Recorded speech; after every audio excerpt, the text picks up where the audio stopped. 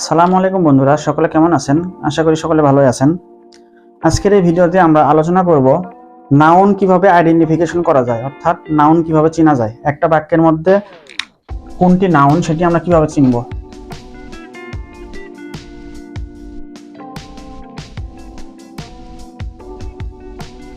Identifying noun. একটা বাক্যের মধ্যে নাউন চেনার মূলত তিনটি উপায় আছে। সেটি হলো, প্রথমত হচ্ছে অর্থের মাধ্যমে,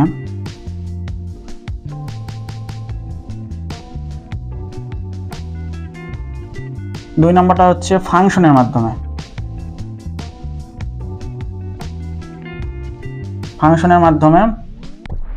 তিন নাম্বারটা হচ্ছে সাফিক্সের মাধ্যমে। এই তিনটি উপায়ে আমরা একটি বাক্যের মধ্যে নাউনকে চিনতে পারি। তো আমরা এক এক করে সবগুলো বিস্তারিত আলোচনা করব। তো প্রথমে আমরা আলোচনা করব ফাংশনের মাধ্যমে কিভাবে নাউনকে চেনা যায়।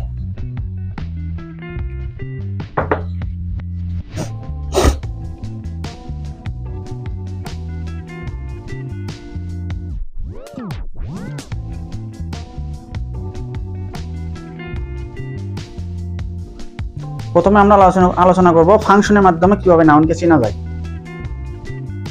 প্রথম রুলস হচ্ছে, ভার্বের সাবজেক্টের পজিশনে যেটি থাকবে সেটি হচ্ছে নাউন।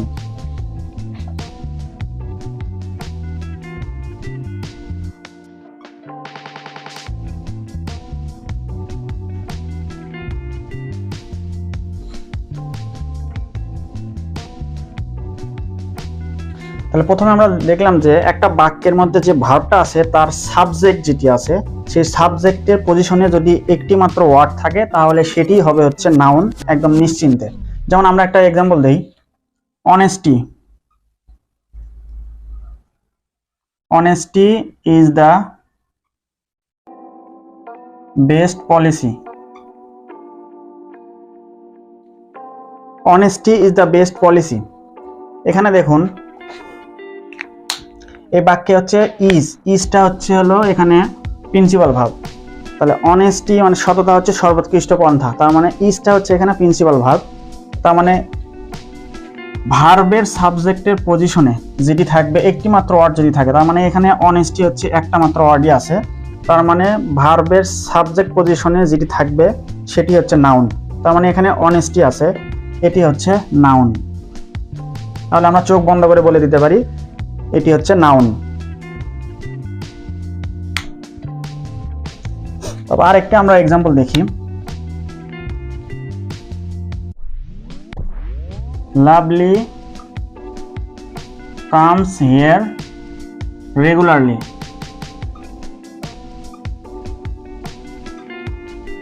লাভলি এখানে রেগুলারলি মানে প্রত্যহ আসে।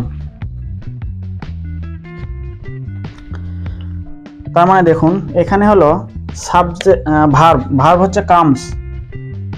তার মানে আমরা রুলস পড়েছি হচ্ছে ভার্বের সাবজেক্টের পজিশনে যদি একটি মাত্র ওয়ার্ড থাকে, তার মানে এই ভার্বটির সাবজেক্ট পজিশন হচ্ছে এইটি। তাহলে এখানে হচ্ছে লাভলি, তার মানে এই ভার্বের সাবজেক্ট পজিশনে হচ্ছে লাভলি ওয়ার্ডটা আছে, তার মানে লাভলি অবশ্যই এটি হচ্ছে নাউন হবে চোখ বন্ধ করে। তো এখানে একটা বিষয় খেয়াল করুন, সেটি হলো যে বেসিক্যালি লাভলি শব্দটি কিন্তু অ্যাডজেক্টিভ। লাভলি শব্দটি কিন্তু একটা হচ্ছে অ্যাডজেক্টিভ, কিন্তু আমরা রুলস কি পড়ছি সেটা হলো যে ভার্বের সাবজেক্ট পজিশনে যে ওয়ার্ডটি থাকবে সেটি হচ্ছে নাউন হবে। সেই রুলস মোতাবেক লাভলি শব্দটি অ্যাডজেক্টিভ হওয়া সত্ত্বেও এটি ভার্বের সাবজেক্ট পজিশনে থাকার কারণে লাভলি ওয়ার্ডটি অবভিয়াসলি এটি নাউন হিসেবে গণ্য হবে। আশা করি এই রুলসটা আপনাদের ক্লিয়ার। তাহলে প্রথম রুলসটা আমরা জানলাম হচ্ছে ভার্বের সাবজেক্ট পজিশন। এখন আসলে হচ্ছে ভার্বের অবজেক্ট পজিশন।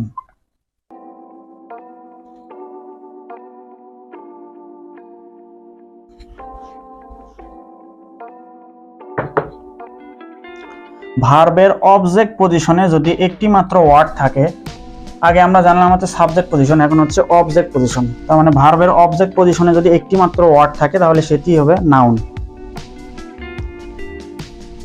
যেমন একটা উদাহরণ দেই, সেটা হলো যে পেইন্টার্স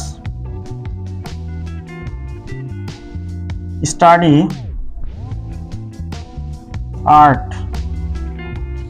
তার মানে এখানে যদি আন্ডারলাইন করা থাকে, তার মানে দেখুন এখানে হচ্ছে স্টাডি, স্টাডি শব্দটি হচ্ছে ভার্ব।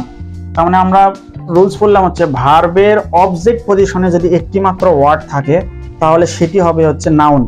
তার মানে ভার্বের অবজেক্ট পজিশনে আছে হচ্ছে আর্টস, একটি মাত্র ওয়ার্ড আর্টস আছে, তার মানে এটি হবে নাউন। আর একটি সহজ উদাহরণ দেয়, সেটি হচ্ছে আই ইট রাইস। তার মানে দেখুন এখানে হচ্ছে ইটটা হচ্ছে ভার্ব, তাহলে ভার্বের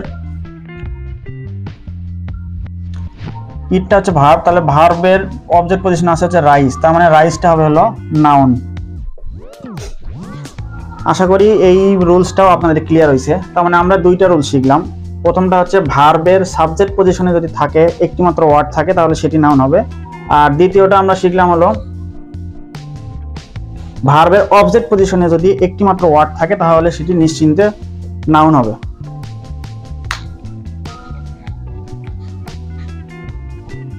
এখন আমরা যাব হচ্ছে 3 নাম্বার রুলসে।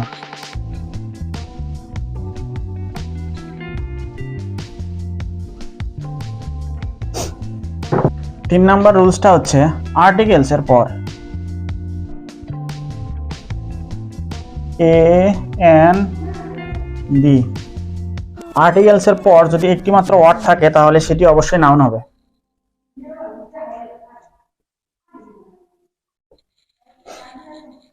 তার মানে articles A N D, articles এই তিনটির যে কোনো একটি পরে যদি একটি মাত্র ওয়ার্ড থাকে তাহলে সেটি অবশ্যই নাউন হবে।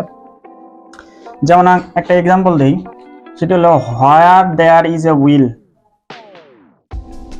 হোয়ার there is a will there is a way. তার মানে এখানে দেখুন where there is a will there is a way একটা প্রবাদ বাক্য হচ্ছে ইচ্ছা থাকলে উপায় হয়। তার মানে এখানে এই ওয়ার্ডে দেখুন এ হচ্ছে একটা আর্টিকেল, তাহলে এর পর যেটি থাকবে সূত্র মতে হচ্ছে সেটি হবে হচ্ছে নাউন। আবার এখানে আরেকটি এ আছে, আর্টিকেল আছে, এরপরে যেটি থাকবে সেটি হচ্ছে নাউন। তার মানে সূত্র হচ্ছে আর্টিকেলস এর পরে যদি একটি মাত্র ওয়ার্ড থাকে তাহলে সেটি নাউন হবে। আমরা আরো একটি এক্সাম্পল দেই, I had a talk with him. দেখুন I had a talk with him, তার মানে এই বাক্যে টক কিন্তু মূলত হচ্ছে একটি ভার্ব। তার মানে টকটা ভার্ব হওয়া সত্ত্বেও আর্টিকেলের পরে এটি নাউন হিসেবে গণ্য হবে। তাহলে I had a talk with হিম, এখানে টকটা হচ্ছে নাউন। তাহলে আমরা আর একটা এক্সাম্পল দেখি, হি ইজ অ্যান আইসর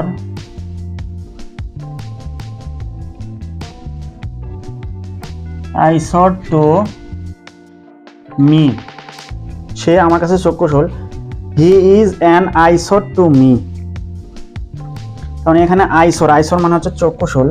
তার মানে আইসরটা এটা কি হবে, আর যদি আন্ডারলাইন থাকে তাহলে আমাদের দেখতে হবে তার আগে হচ্ছে অ্যান আছে, একটা আর্টিকেলস আছে, তার মানে অবশ্যই এটি নাউন হিসেবে গণ্য হবে। আশা করি 3 নাম্বার রুলসটি আপনাদের ক্লিয়ার হয়েছে।